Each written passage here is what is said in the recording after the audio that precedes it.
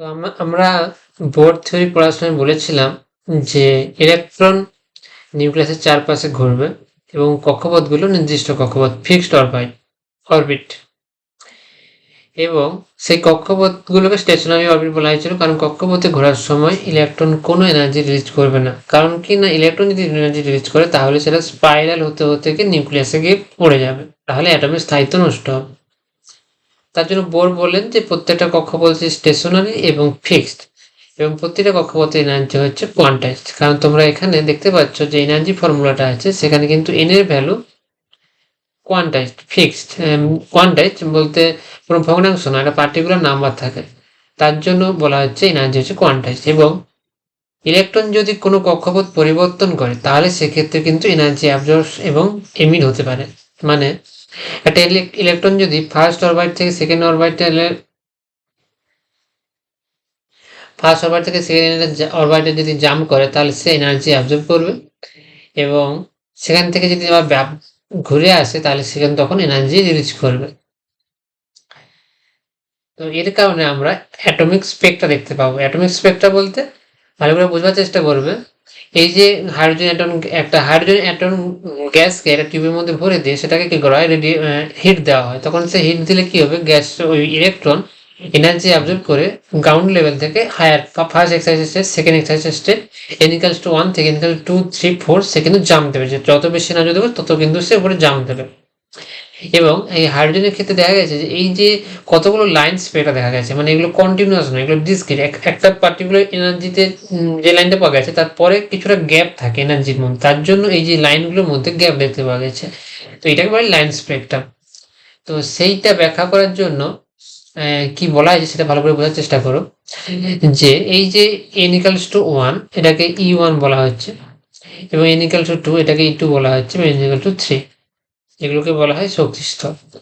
তো যখন অ্যাবজর্পশন করে তখন সে কি করে, আচ্ছা এটা ভুল দেখানো হচ্ছে, ওটা সে কি করে, লাইটকে যখন অ্যাবজর্ব করবে সে তখন লাইট অ্যাবজর্ব করে গ্রাউন্ড স্টেট থেকে হায়ার স্টেটে যাবে।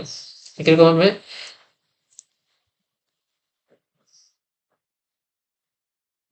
আর যদি বেশি এনার্জি তাহলে E = 3 পৌঁছে যাবে। তো এই সময় কি হবে, এনার্জি অ্যাবজর্ব করবে। আর যখন এনার্জি তুমি যখন ওই সিস্টেম মানে এনার্জি হিটিং সোর্সটাকে সরিয়ে নেবে, মানে তুমি ধরো ল্যাম্প দিয়ে হিট করছিলে, সেটা যখন সরিয়ে নেবে তখন কিন্তু সে হায়ার লেভেল থেকে আবার লোয়ার লেভেল ফিরে আসবে, তখন কিন্তু এনার্জি রিলিজ করবে। এবং সেই সময় আমরা ল্যামডা দেখতে পাবো। সেই ল্যামডার ভ্যালুটা কিন্তু এনার্জি লেভেলের ডিফারেন্সের উপর ডিপেন্ড করবে। এবং এই হাইড্রোজেন স্পেকট্রার এই যে ল্যামডা কোন ওয়েভলেন্থ অ্যাকচুয়ালি বেরোবে সেটা মানে ডিসক্রাইব করার জন্য বিজ্ঞানী রিডবার্গ ইকুয়েশন, সেটাকে বলে রিডবার্গ ইকুয়েশন।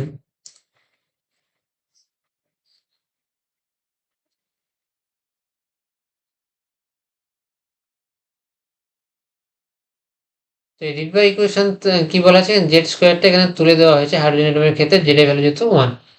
তো n1 হবে প্রাথমিক শক্তি স্তর, n2 হবে হায়ার শক্তি স্তর, চূড়ান্ত শক্তি স্তর।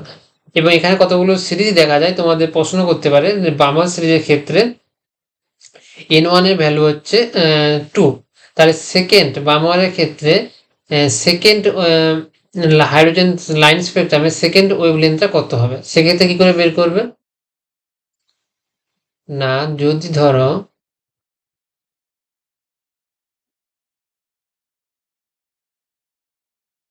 এটা হচ্ছে n = 1,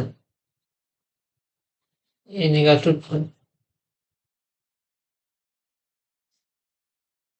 n = 3 এবং n = 2। এরপর যত উপর দিকে যাবে তত এনার্জিগুলো ক্লোজলি পেস্ট হবে। সেটা কেন সেটা আমরা বলছি না, এটা পরে বড় বড় ক্লাসে গিয়ে পড়বে। তো যদি n = 1 এ ফিরে আসে, প্রত্যেকটা ওয়েভলেন্থ যদি n = 1 এ ফিরে আসে তাহলে সেই সিরিজটাকে বলা হবে লেমন সিরিজ।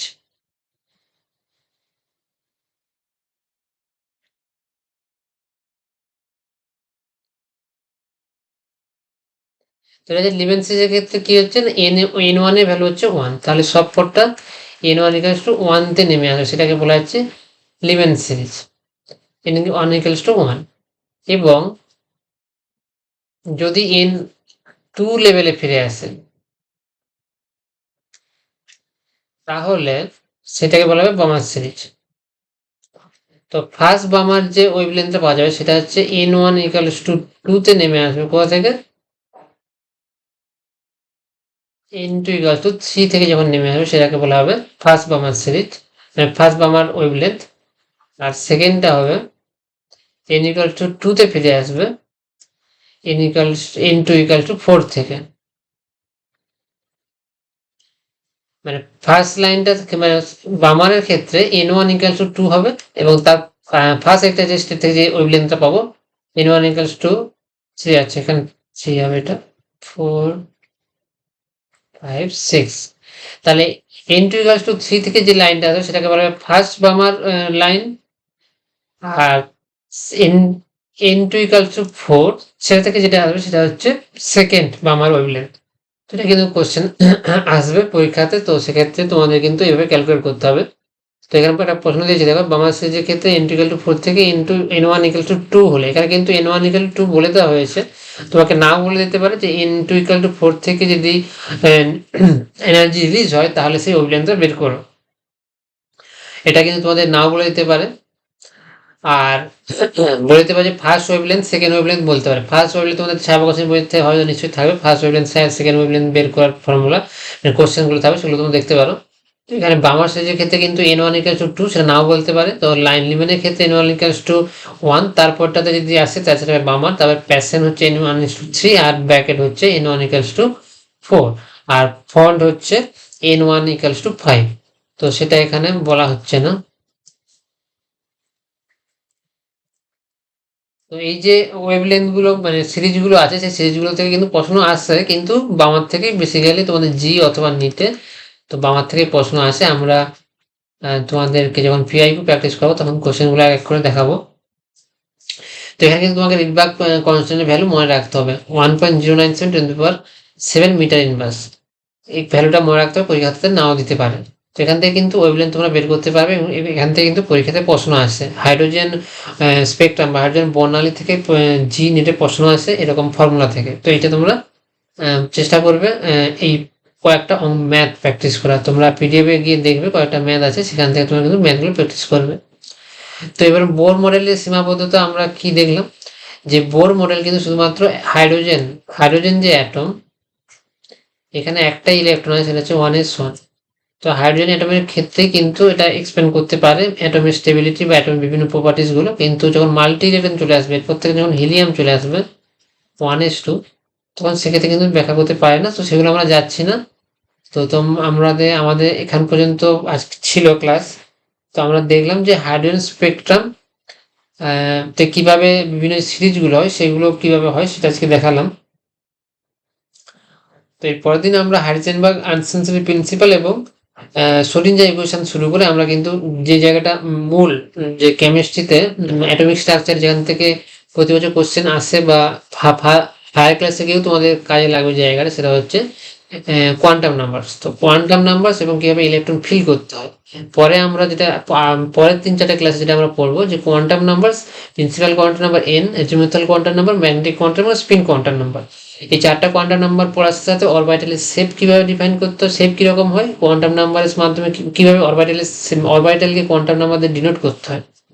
তারপরে ইম্পর্টেন্ট টপিক হচ্ছে ইলেকট্রন কিভাবে ফিল করতে হয়, ইলেকট্রন ফিল করতে হয় কিভাবে, আব্বাউ প্রিন্সিপাল, হুন প্রিন্সিপাল আর পাউলি এক্সক্লুশন প্রিন্সিপাল। তারপরে আসবে energy level, electron 1s 2s 2p, এই যে অরবিটালগুলো সেই অরবিটালগুলো কিন্তু এনার্জির অর্ডার আসবে। সেটা তারপরে আসবে ইলেকট্রনিক কনফিগারেশন। তো এই যে অ্যাটমিক স্ট্রাকচারের লাস্ট কয়েকটা ক্লাস সেটা কিন্তু খুবই ইম্পর্টেন্ট। তো তোমরা এই ক্লাসগুলো যদি না বোঝো তাহলে তোমরা কিন্তু পুরো কেমিস্ট্রি বুঝতে পারবে না। অ্যাটমিক স্ট্রাকচারের লাস্ট যে পার্টগুলো, অরবিটালের কোয়ান্টাম নাম্বার, অরবিটালের ইলেকট্রন ফিলিং এর যে প্রিন্সিপালগুলো, এনার্জি লেভেল এবং ইলেকট্রনিক কনফিগারেশন। তো আমরা এরপরে এইগুলো শুরু করবো এবং সেগুলো কিন্তু তোমরা খুবই মন দিয়ে শুনবে এবং শিখবে। না শিখলে কিন্তু কোনো অ্যাটমের ইলেকট্রনিক কনফিগারেশনটাও করতে পারবে না এবং অর্গানিক কেমিস্ট্রিতে গিয়ে কিছুই বুঝতে পারবে না, যে কার্বন কটা বন্ড বানাবে বা অন্য অ্যাটমগুলো কটা করে বন্ড বানাবে সেগুলো কিন্তু ধরতে পারবে না। আমরা পরের দিন শুরু করবো হাইজেনবার্গ আনসার্টেনিটি প্রিন্সিপাল।